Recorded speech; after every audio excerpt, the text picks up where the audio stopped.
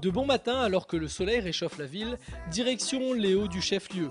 Des points de vue qui vous permettront de voir les embouteillages du matin. Alors vite, direction la pleine nature.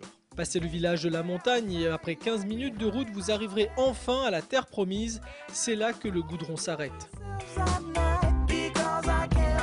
Pour cette randonnée de 20 km aller et retour d'un niveau facile, prendre une bonne réserve d'eau, une protection contre les changements climatiques, il faut absolument consulter la météo et le ravitaillement qui récompensera vos efforts. Choisir de pédaler avec François, c'est l'encyclopédie des balades VTT qui vous suit.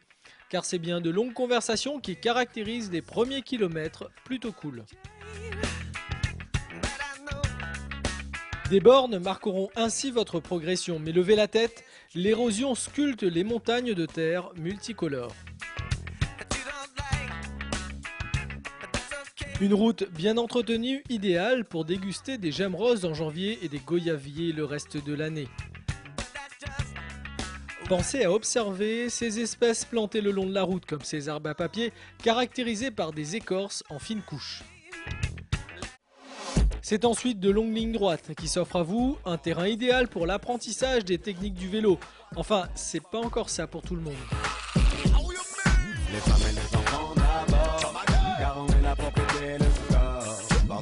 Passez le panneau du parc, vous croiserez un sentier qui mène au Colorado. Et un peu plus loin, une aire de pique-nique idéale pour les ambiances de famille. Un jour je t'aimerai moins. Jusqu'au jour. Vous croiserez peut-être des copains de sentier. Une ambiance justement différente en raison du changement climatique. Les branles verts et gris ornent les remparts découpés par l'homme. Et ces panneaux d'information qui ont le mérite d'exister sensibilisent sur le milieu qu'on traverse. Observez alors le longose qui colonise tous les petits coins humides, introduit pour son parfum et aujourd'hui difficilement destructible. Le rêve qu'au jour je ne pars. Mais le chemin n'est pas fini, un super point de vue de chaque côté de la montagne et vous arriverez à destination, le kiosque d'Afouche.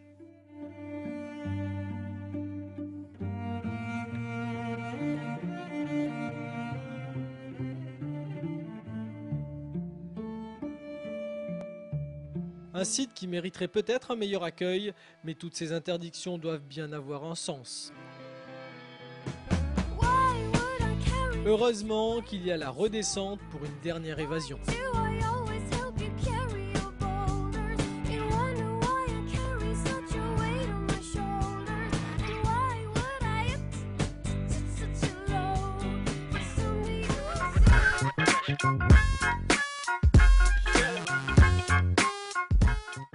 L'avantage de ce sentier-là, ça va être un point faible pour certains qui vont dire qu'il y a une absence de technicité très forte, hein, mais maintenant ça devient aussi un point fort pour ceux qui veulent apprendre calmement, tranquillement. On a tendance à aller dans l'ouest, j'aime aussi naturellement les sentiers de l'ouest puisque j'en ai fait la promotion pendant très longtemps, mais il faut savoir rééquilibrer aussi et puis on a de belles choses sur Saint-Denis, dans les Hauts de Saint-Denis et ma foi, les gens ne le savent pas assez. Autre avantage, c'est que la piste elle est entretenue par l'ONF, il faut bien relever ça et il y a des fois quand il y a après les grosses pluies, on est bien content qu'elle soit remise un petit peu en état et ça permet la pratique. C'est dommage qu'on ne puisse pas aller plus loin sur la plaine d'Afouche comme auparavant. On a perdu 5 km là, de toute beauté en corniche. Là. Mais ce qui reste est quand même de beaux restes. C'est un balcon. En fait, c'est un sentier balcon. Le balcon des rêves. Si on veut rentrer un peu dans la poésie.